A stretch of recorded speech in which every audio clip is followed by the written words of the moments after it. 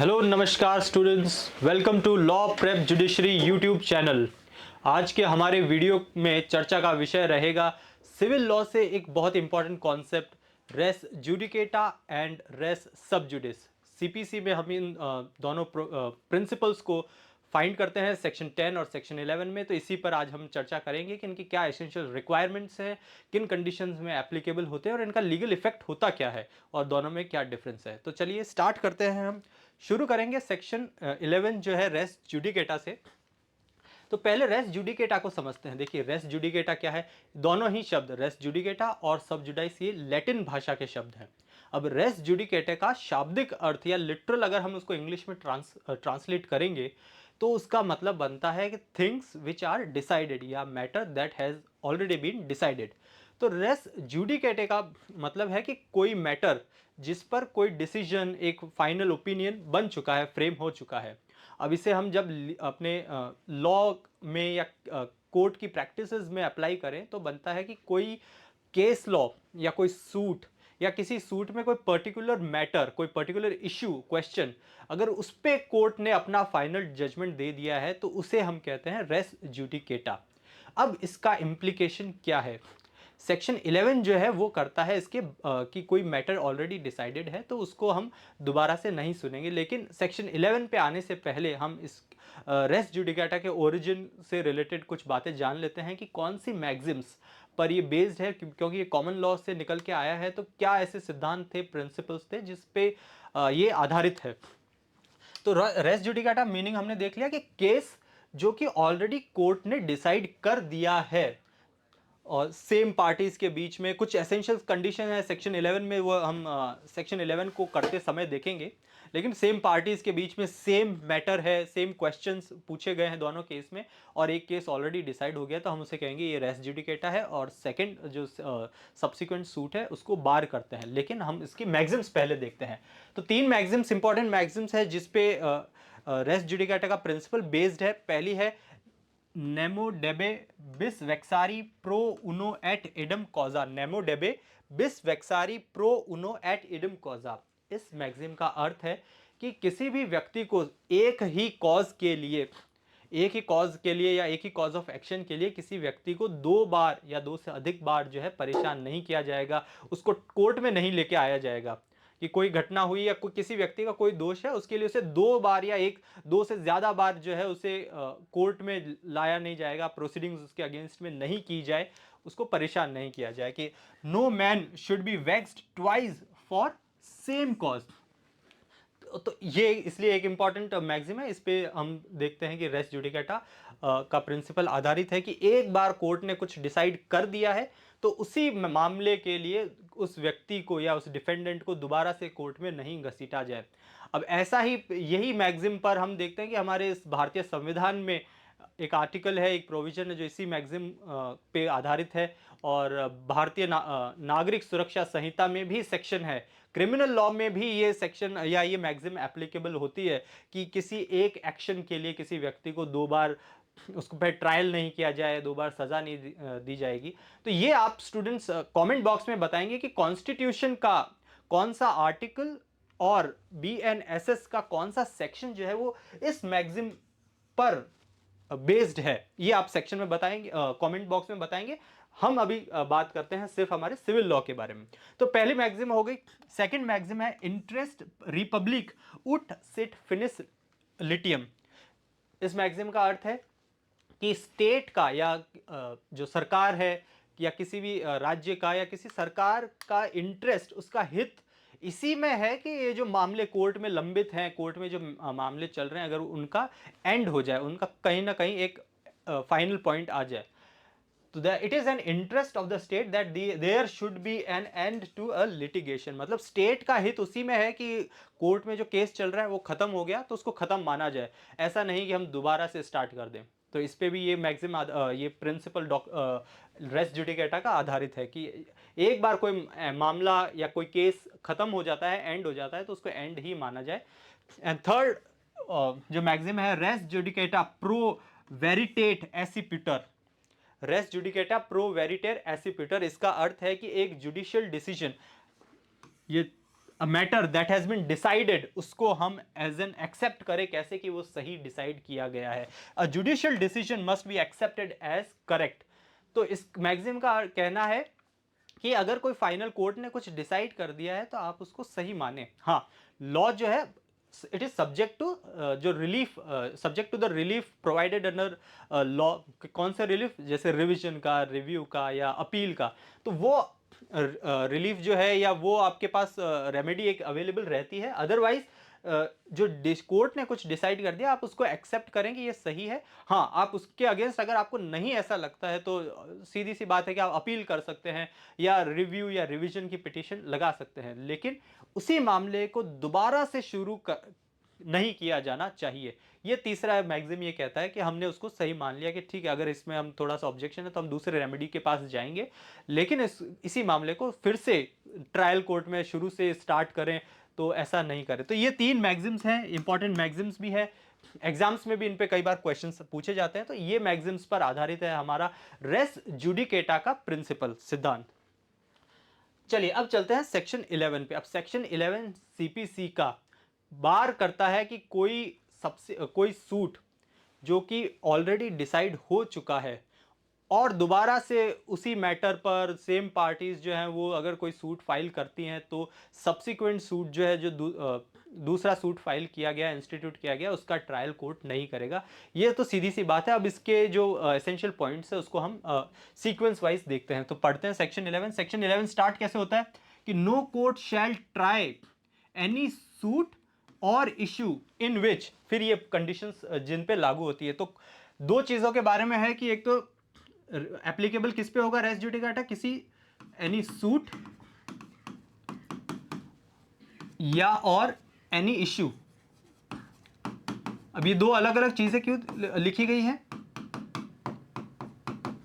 देखिए, सूट में है कि पूरा सूट को ही बार कर किया जा सकता है, और कभी कभी ऐसा हो सकता है कि सूट में, क्योंकि हमें मालूम है कि अलग अलग इश्यूज या अलग क्वेश्चंस होते हैं डिसाइड करने के लिए कोर्ट को, लेकिन किसी एक सूट ऑलरेडी फॉर्मली डिसाइड हो गया है, उसमें 3-4 इश्यूज डिसाइड थे। अब सोचो इश्यू नंबर 2 जो है, अब वो कॉमन है। अब एक सब्सिक्वेंट सूट में बाकी इश्यूज अलग है, लेकिन इशू 1 या इशू नंबर 2 फॉर्मर सूट का, वो अगर सेम इशू रेज हुआ है सब्सिक्वेंट सूट में, तो वो इशू अगर डिसाइड हो गया तो केवल उसी इशू को बार करेंगे, बाकी जो सब्सिक्वेंट सूट है उसके बाकी के इश्यूज है वो कोर्ट ट्राई कर सकता है। एक एग्जांपल जैसे ले लेते हैं कि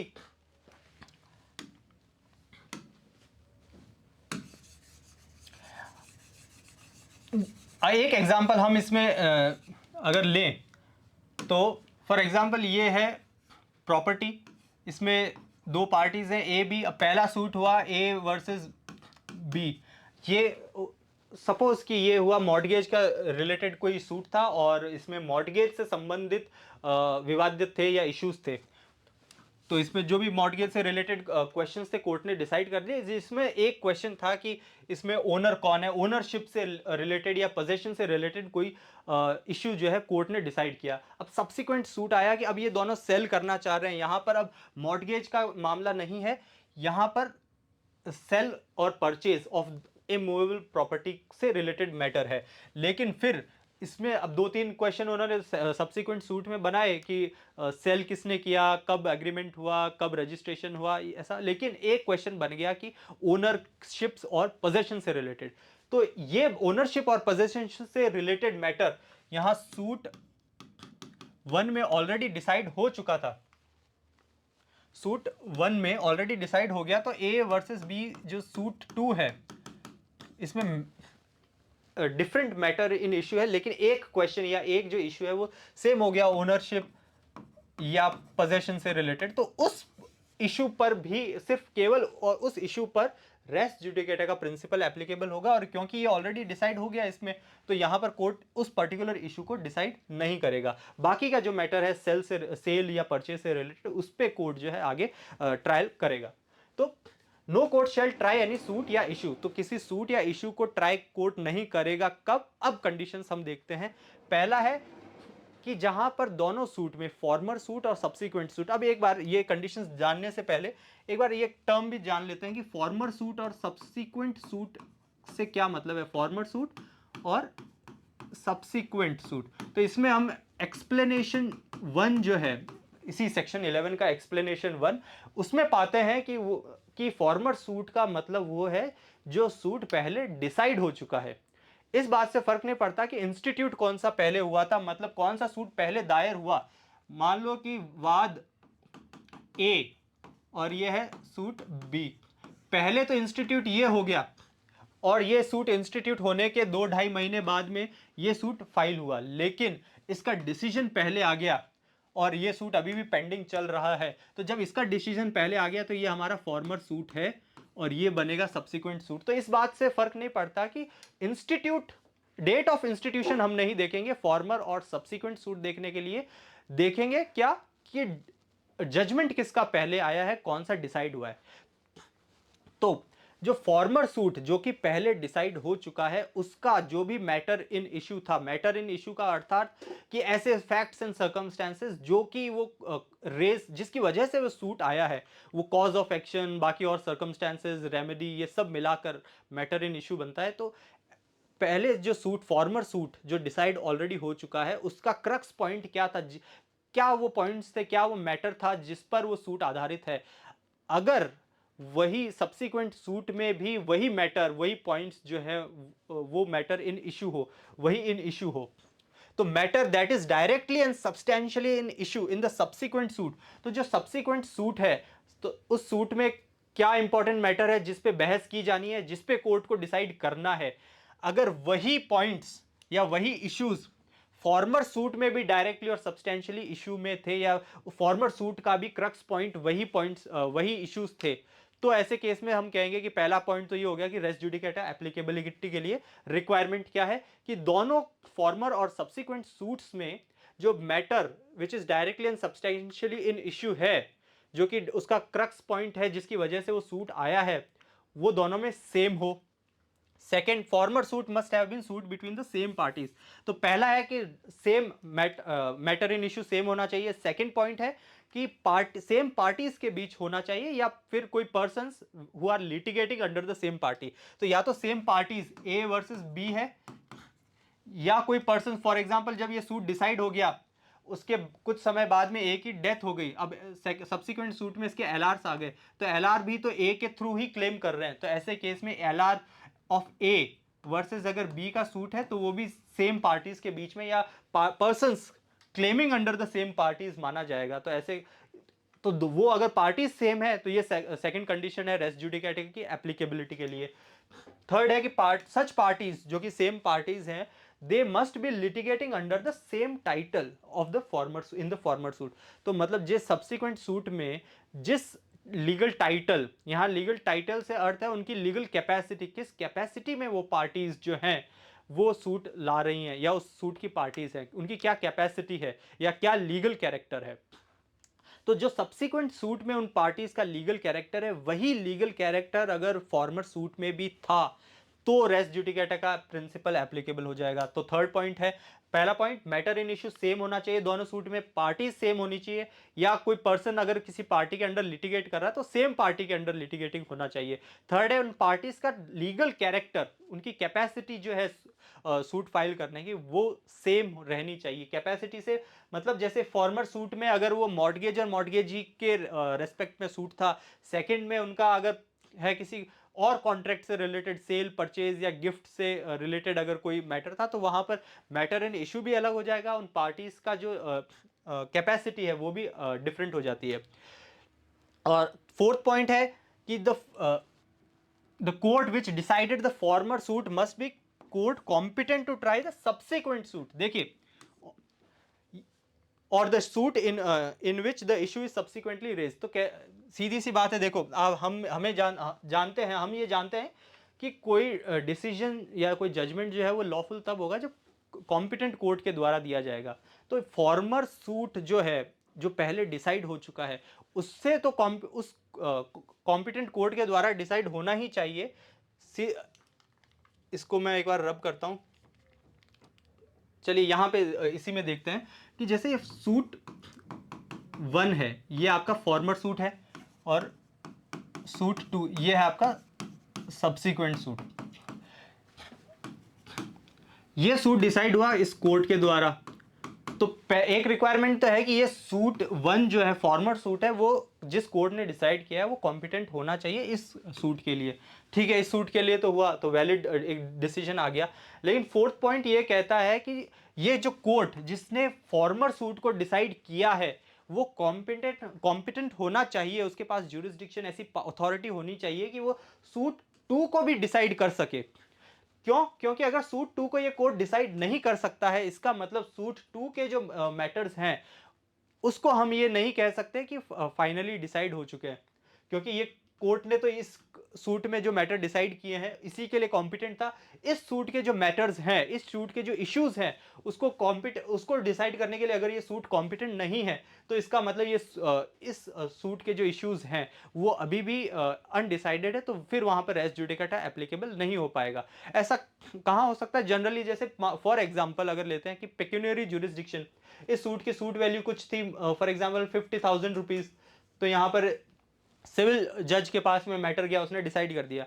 बाकी फैक्ट्स एंड सर्कमस्टेंसेस सेम थे, same for example same contract के लिए ये सब्सिक्वेंट सूट आया, लेकिन यहाँ पर सूट वैल्यू जो है वो चली गई 5 लाख रुपीज। तो अब ये कोर्ट जो है ये रेमेडी नहीं दे सकता, या इससे रिलेटेड कोई पर्टिकुलर जो रेमेडी है या कोई मैटर डिसाइड नहीं कर सकता, क्योंकि अब कैपेसिटी नहीं है या कॉम्पिटेंसी नहीं है इस इशू को डिसाइड करने की।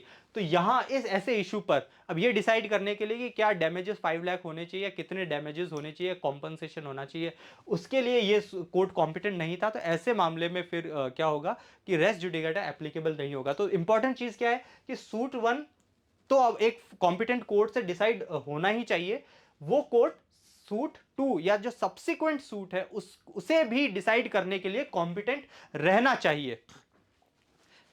क्लियर? और फोर्थ या जो फाइनल जो फिफ्थ पॉइंट है वो है कि सूट जो है वो सूट या कोई पर्टिकुलर इश्यू है that must be finally decided. ये तो सीधी सी बात है कि रेस जुडिकाटा का मतलब ही है कि कोई मैटर डिसाइड हो गया है। तो फाइनल पॉइंट है कि मैटर जो कि डायरेक्टली एंड सब्सटेंशियली इशू था इस सब्सिक्वेंट सूट, वो फॉर्मर सूट में फाइनली डिसाइड हो जाना चाहिए, तब जाकर हम कहेंगे कि रेस जुडिकेटा का प्रिंसिपल लगेगा। तो वापस से एक बार रिकॉल कर लेते हैं सेक्शन 11 के पॉइंट्स। सेक्शन 11 सबसे पहले तो बार करता है ट्रायल ऑफ एनी सूट या किसी पर्टिकुलर इशू को। सब्सिक्वेंट जरूरी नहीं कि पूरे सब्सिक्वेंट सूट को ही बार करे, अगर सब्सिक्वेंट सूट के बाकी इश्यूज अलग हैं लेकिन एक इशू या कोई दूसरा इशू, दो इशू ऐसे हैं जो कि फॉर्मली डिसाइडेड सूट में ऑलरेडी डिसाइड हो चुके हैं, तो केवल वो दो इश्यूज को बार करेगा, और बाकी के तीन इश्यूज अगर हैं तो उस पर जो सब्सिक्वेंट कोर्ट है वो या सब्सिक्वेंट सूट है उसमें कोर्ट ट्रायल कर सकता है। तो बार करता है सूट या किसी पर्टिकुलर इशू को कब? अब कंडीशंस क्या हैं कि दोनों सूट्स में मैटर इन इशू जो है वो सेम रहे, सेम सर्कमस्टेंसेस, सेम फैक्ट्स रहे। सेकंड है कि सेम पार्टीज के बीच में लिटिगेशन रही हो, और वो पार्टी सेम टाइटल या सेम लीगल कैरेक्टर या लीगल कैपेसिटी में उन्होंने ये लिटिगेशन किया है। फोर्थ पॉइंट, जो फॉर्मर सूट है उसको जिस कोर्ट ने डिसाइड किया है वो कोर्ट कॉम्पिटेंट होना चाहिए उस सब्सिक्वेंट सूट को डिसाइड करने में भी, या सब्सिक्वेंट सूट में कोई पर्टिकुलर इशू है तो क्या उस इशू को डिसाइड करने के लिए वो कोर्ट कॉम्पिटेंट है, तो कॉम्पिटेंट होना चाहिए सब्सिक्वेंट सूट या किसी सब्सिक्वेंट इशू से रिलेटेड। और फाइनल पॉइंट कि फाइनली डिसाइडेड होना चाहिए वो सूट, फाइनली डिसाइड होगा तब सेक्शन 11 एप्लीकेबल होगा। ये एक्सप्लेनेशन में हम अभी नहीं जाएंगे।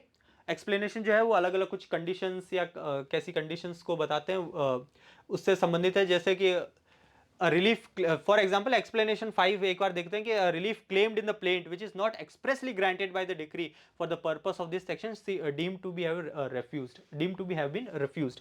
तो इस एक्सप्लेनेशन 5 ये कहता है कि कोई रिलीफ प्लेंटिफ ने क्लेम किया किसी फॉर्मर सूट में और कोर्ट ने उसको एक्सप्रेसली ग्रांट नहीं किया, कोर्ट उसको ग्रांट नहीं करता, उसके बारे में कुछ बात नहीं करता है, तो यही मानेंगे कि कोर्ट ने उसको रिजेक्ट कर दिया है, for the purpose they have been refused. तो ये अलग अलग पॉइंट है, एक्सप्लेनेशन पे अभी हम ज्यादा नहीं जाते हैं। ऑब्जेक्टिव क्या है और रेस जुडिकाटा प्रिंसिपल एप्लीकेबल करने का या सेक्शन 11 का ऑब्जेक्टिव है, जैसा कि हमने वो मैक्सिम्स देखी थी कि कोई एंड लाना, किसी भी लिटिगेशन को एंड लाना, कि एक मैटर कोई डिसाइड हो चुका है, सूट डिसाइड हो गया, तो उसको हम खत्म माने, उससे आगे अब नए सिरे से स्टार्ट नहीं करें। आप अदर रेमेडीज जो अपील या रिवीजन की है उसमें आप चले जाइए, हायर अथॉरिटी के कोर्ट में जाएं, लेकिन शुरू से उस पर्टिकुलर सूट जो है उसका ट्रायल नहीं करें। तो एंड लाने का जो है वो ऑब्जेक्टिव है, impart finality to the judgment. अब रेस सबजुडाइज पे आते हैं। अब देखिए रेस सबजुडाइज सेक्शन 10, इसका लिटरल मीनिंग जो है वो है कि matter which is under consideration या under judicial consideration, matter under judgment. तो इसका मतलब कोई सूट जो है वो कोर्ट के सामने है, कोर्ट ने अभी डिसाइड नहीं किया है, कोर्ट उसको कंसिडर कर रहा है, मतलब पेंडिंग है। तो कोई भी matter which is pending under a court, उसको हम कहते हैं इट इज अ मैटर सब जुडाइस, रेस सब जुडाइस। तो it implies that a matter is being considered by the court और जजमेंट कंसिडरेशन के अंदर है इन अ सिनेरियो वेयर टू और मोर केसेस फाइल्ड। तो जहां पर जैसे सूट, यहां पे हम सूट ए और बी बात कर रहे थे, दो सूट है अलग अलग टाइम पर अलग अलग कोर्ट्स में या सेम कोर्ट में अगर फाइल कर दिए गए कि पी प्लेंटिव वर्सेस डिफेंडेंट, यहाँ भी प्लेंटिव वर्सेस डिफेंडेंट के बीच में मैटर पेंडिंग है, यहाँ पर ये पहले फाइल हो गया और इसके 1.5-2 महीने बाद में यहाँ पे दोबारा से कोई किसी ने ये फाइल कर दिया, तो इस सब्सिक्वेंट सूट जो है इसके बारे में हम क्या कहेंगे कि ये वाले इश्यूज, ये पर्टिकुलर इश्यूज या ये पर्टिकुलर सूट जो है ये ऑलरेडी सेम कोर्ट में या किसी और कोर्ट में चल रहा है, कोर्ट के सामने पड़ा है, कोर्ट उस पर विचार कर रहा है, विचारण के लिए लंबित है, मामला पेंडिंग है। तो इस सब्सिक्वेंट सूट पे हम अभी के लिए ट्रायल पर जो है रेस्ट्रिक्शन लगा देते हैं या बार लगा देते हैं, ये सेक्शन 10 कहता है। तो 10 रेस्ट सबजुडाइज का मतलब हो गया स्टे ऑफ सूट। तो जो सब्सिक्वेंट सूट है उस पर अभी उसकी प्रोसीडिंग्स पे स्टे लग गया है कि अभी इसको आगे नहीं बढ़ाएंगे, जो फॉर्मरली जो इंस्टीट्यूटेड सूट है उसके अंदर प्रोसीडिंग्स चल रही है उसी के अकॉर्डिंग चलती रहेंगी। अब इसके एसेंशियल्स क्या है? इसके एसेंशियल्स भी सेक्शन 10 में अब सेम रेस्ट जुडिकेटा की तरह ही एसेंशियल्स हैं कि जहां पर अब सेक्शन 10 क्या कहता है कि the court with proper jurisdiction shall not proceed with the trial of a suit in which matter is also directly and substantially in issue in a previously instituted suit. तो सेम चीज कि previously instituted suit में, यहाँ ए farmer suit है, मान लो पहले institute हुआ, यहाँ पे फॉर्मर और सब्सिक्वेंट सूट नहीं बोला गया, फॉर्मरली इंस्टीट्यूटेड या प्रीवियसली इंस्टीट्यूटेड सूट बोला गया है। तो क्योंकि अभी दोनों पेंडिंग है, डिसाइडेड नहीं हुए, तो ये मान लो कि सब्सिक्वेंटली इंस्टीट्यूटेड है सूट। तो इस सूट में जो भी मैटर इन इश्यू है, मैटर इन इश्यू है वो सेम है इसी सूट में, या ये हम ये कह सकते हैं कि सब्सिक्वेंट सूट में जो मैटर इन इश्यू है वो सेम फैक्ट्स या सेम सर्कमस्टेंसेस वही मैटर इन इश्यू है प्रीवियसली इंस्टीट्यूटेड सूट में। तो पहली कंडीशन कि दोनों सूट्स में जो दोनों सूट्स, एक पेंडिंग है एक अभी इंस्टीट्यूट हुआ है, तो दोनों में जो मैटर इन इश्यू है वो सेम है। सेकंड पॉइंट, सेम पार्टीज के बीच में है से और सेम टाइटल में पार्टीज लिटिगेट कर रही है, बिटवीन पार्टीज अंडर हुम दे और any of them litigating under हुम दे और any of them claim litigating under the same title. तो या तो सेम पार्टीज के बीच में है, या अगर उन पार्टीज के अंडर कोई और पर्सन अगर क्लेम करता है तो सेम टाइटल में क्लेम कर रहा है, सेम टाइटल है। And where such suit is pending in the same या any other court in having in India having jurisdiction to grant the relief claimed। तो फोर्थ पॉइंट क्या है? देखिए सेम पॉइंट्स है कि मैटर इन इश्यू दोनों suit में same है, सेम पार्टीज है, सेम टाइटल के अंदर वो क्लेम कर रहे हैं, और जो कोर्ट है वो भी कॉम्पिटेंट कोर्ट के सामने वो मैटर रखा हुआ है, पेंडिंग है। लेकिन पेंडिंग इज जो है वो इंपॉर्टेंट आपका क्या है, where the suit is pending, वो इंपॉर्टेंट डिस्टिंक्शन है रेस्ट जुडिकेटा और रेस्ट सब जुडाइस में, कि रेस्ट जुडिकेटा में ऑलरेडी वो मैटर डिसाइड हो चुका है, रेस्ट सब जुडाइस के लिए या सेक्शन 10 ऑफ सीपीसी की एप्लीकेशन के लिए इंपॉर्टेंट है कि सूट जो है वो एक कॉम्पिटेंट कोर्ट में पेंडिंग है। अगर वो ऑलरेडी पेंडिंग है, वो फॉर्मरली इंस्टीट्यूटेड सूट, वो उस पर कोर्ट अगर विचारण कर रहा है, तो सब्सिक्वेंटली जो इंस्टीट्यूट हुआ है सूट, तो उस पर कोर्ट जो है वो स्टे लगा देगा, कहेगा कि हम इस पर आगे प्रोसीड नहीं करेंगे। तो सेक्शन 10 बार करता है। ये सेम ही चीजें होगी कि कॉम्पिटेंट कोर्ट के सामने होना चाहिए सेम ज्यूरिसडिक्शन। ऑब्जेक्टिव रेस सब जुडाइस का ऑब्जेक्टिव क्या है? अब रेस सब जुडाइस का ऑब्जेक्टिव है कि मल्टीप्लिसिटी ऑफ सूट को प्रिवेंट करना। जब एक मैटर सेम पार्टीज के बीच में सेम मैटर इन इश्यू है, मतलब सेम मैटर पे सेम पार्टीज के बीच में एक कोर्ट में केस ऑलरेडी चल रहा है, तो उन्हीं पॉइंट्स पे, उन्हीं इश्यूज पे, उन्हीं फैक्ट एंड सर्कमस्टेंसेस के पर एक दोबारा से नया सूट इंस्टीट्यूट करें या तीसरा सूट इंस्टीट्यूट करें, तो ऐसे मल्टीपल सूट्स हो जाएंगे, तो कोर्ट पे भी बर्डन होगा और टाइम कंज्यूम होगा पार्टीज का। तो उसको प्रिवेंट करने के लिए, मल्टीप्लिसिटी ऑफ सूट्स को प्रिवेंट करने के लिए सेक्शन 10 जो है वो बार करता है सब्सिक्वेंटली इंस्टीट्यूटेड सूट्स को। तो प्राइमरी पर्पस इसका क्या है कि साइमल्टेनियसली पैरेलल जो प्रोसीडिंग्स हैं वो कंटिन्यू नहीं हो। फिर matter directly and substantially in issue, और ये हम देख ही चुके हैं कि इसका मतलब सिर्फ सब्जेक्ट मैटर से रिलेटेड नहीं है। Matter directly and substantially in issue का मतलब है कि उस वाद का या उस सूट का क्वेश्चन क्या है, किस सर्कमस्टेंसेस पे वो आधारित है, ऐसे क्या सर्कमस्टेंसेस, उसमें सब्जेक्ट मैटर भी आ जाएगा। राइट्स एंड लाइबिलिटीज क्या है, पार्टीज किन राइट्स एंड लाइबिलिटीज पे वो सूट फाइल कर रहे हैं, कंटेस्ट कर रहे हैं, क्या रेमेडी मांगी है, क्या रेमेडी अवेलेबल है, वो सब चीजें मिलाकर जो है वो मैटर इन इशू बनता है। सेम पार्टीज, और ये ऑलरेडी हम देख चुके हैं, competency of court to try subsequent suit. Difference between difference, जो प्राइमरी डिफरेंस है वो उनका जो लिटरल मीनिंग है वो रहेगा कि मैटर ऑलरेडी डिसाइडेड और रेस्ट सब जुडाइसिस में पेंडिंग है। और लीगल इम्प्लीकेशन कि हाँ, कि जो ट्राई उनका ऑब्जेक्टिव क्या है, ऑब्जेक्टिव क्या है, रेस्ट सब जुडाइस का ऑब्जेक्टिव है मल्टीप्लिसिटी या पैरेलल प्रोसीडिंग्स को प्रिवेंट करना, और रेस्ट सब जुडिकेटा का ऑब्जेक्टिव है फाइनैलिटी लाना किसी केस, किसी भी सूट में। अब इसमें एक फटाफट से हम ये वीडियो को एंड करते हुए एक केस लॉ भी देख लेते हैं। रामचंद्र दगड़ू सोनावने वर्सेस विट्ठू हीरा महार। रामचंद्र देखिए, ये कोई लीडिंग ऐसे जजमेंट नहीं है कि ये बहुत इंपॉर्टेंट है, लेकिन अलग अलग पॉइंट्स को, बिकॉज रेस्ट जुडिकेटा में बहुत अलग अलग पॉइंट्स पे जो है नए नए केस लॉज आते हैं। तो एक आध के पॉइंट हम देखते हैं कि किस मैटर पर ये डिसीजन है कि यहाँ appellants held that filed the earlier suit filed before the civil court inter alia seeking order of permanent injunction against the respondent on the ground that they were watandars of the suit land। तो देखिए इस मामले में क्या हुआ था कि एक किसी इमूवेबल प्रॉपर्टी से रिलेटेड मैटर था, जहां पर प्लेंटिफ और डिफेंडेंट है। अब इसमें डिफेंडेंट जो है, डिफेंडेंट ने ये इसकी पोजेशन से रिलेटेड या इसकी ओनरशिप से रिलेटेड क्वेश्चन था। तो डिफेंडेंट ने ये क्लेम किया कि वो जो डिसीज्ड पर्सन है, जिसके बाद में सक्सेशन के थ्रू इनको प्रॉपर्टी ये मिली, तो डिफेंडेंट ये कहता है कि वो अडॉप्टेड सन है उस डिसीज का, इसलिए उसका इस सूट में या सूट प्रॉपर्टी में इंटरेस्ट क्रिएट होता है। ट्रायल कोर्ट ने डिसाइड किया कि नहीं, आप ये प्रूव नहीं कर पाए कि आप अडॉप्टेड सन है और आप जो है डिसीज्ड के उस डेथ के बाद में सक्सीड करने का राइट रखते हो, ये नहीं आप प्रूव कर पाए। अब सब्सिक्वेंट एक प्रोसीडिंग स्टार्ट हुई सब डिविजनल ऑफिसर के under, because sub divisional officer कौन है, वो भी एक रेवेन्यू ऑफिसर है, वो भी लैंड रिकॉर्ड मेंटेन रखता है। तो उसके सामने जब उस लैंड से संबंधित, रिकॉर्ड से संबंधित कोई मामला जब प्रोसीडिंग्स चली, तो रेस्पोंडेंट ने फिर से, जो ये डिफेंडेंट है, उसने फिर से ये इशू रेज किया कि he was the adopted son of the deceased, और उसकी वजह से सक्सेशन का राइट उसको मिलना चाहिए, या उस लैंड प्रॉपर्टी जो है, इमूवेबल प्रॉपर्टी है, उसमें उसका इंटरेस्ट क्रिएट होना चाहिए।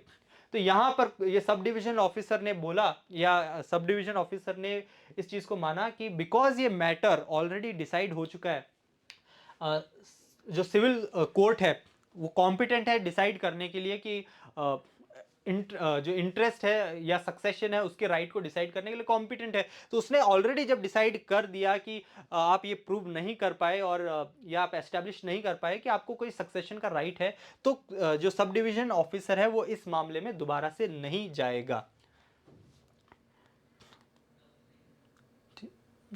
ठीक है। और ये बाकी कंस्ट्रक्टिव रेस जुडिकाटा पे हम एक फटाफट से देख लेते हैं कि क्या है। एक्सप्लेनेशन 4 ऑफ सेक्शन 11 जो है वो ये कहता है कि अगर किसी मामले में प्लेंटिफ या डिफेंडेंट को कोई पॉइंट या रेज करना था, कोई फैक्ट जो है वो एक्सप्लेन करना था, चाहे अटैक के लिए या डिफेंस के लिए, और वो नहीं उन्होंने किया, तो कोर्ट ये मान के चलेगा कि ऐसा जो इशू है या ऐसा जो पॉइंट है वो रेज ऑलरेडी हो चुका है।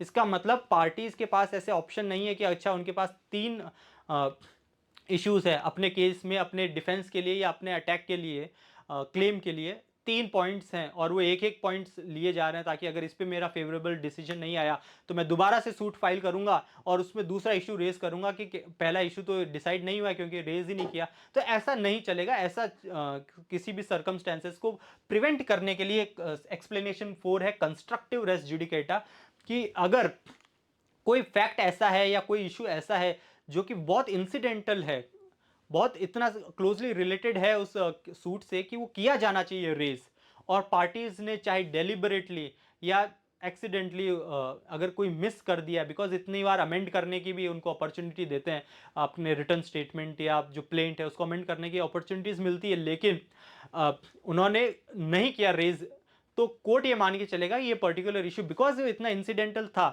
और पार्टीज की नॉलेज में था और वो फैक्ट एग्जिस्ट करते थे उस समय, तो उनको रेज नहीं किया, तो कोर्ट मान के चलेगा कि ऐसा इशू ऑलरेडी रेज हो गया और इस पर डिसीजन आ चुका है, तो सब्सिक्वेंटली उन ऐसे इश्यूज पर दोबारा से सूट नहीं लाया जाएगा।